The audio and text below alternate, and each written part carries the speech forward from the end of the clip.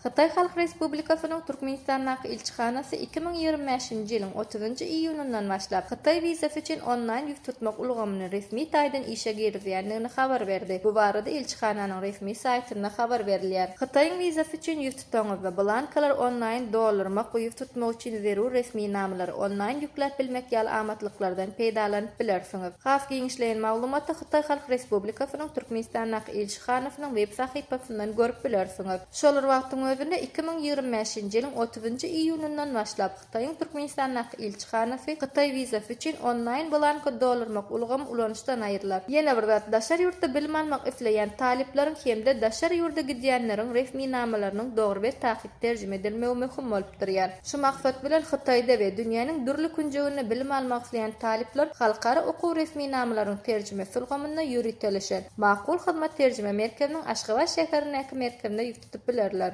Makul hyzmat terjime merkeziniň salgasy Aşgabat şäheri, Aytakow ýübileyni köçesi A blok. Habarlaşmak üçin telefon belgisi 863 78 96 73 96 48 55.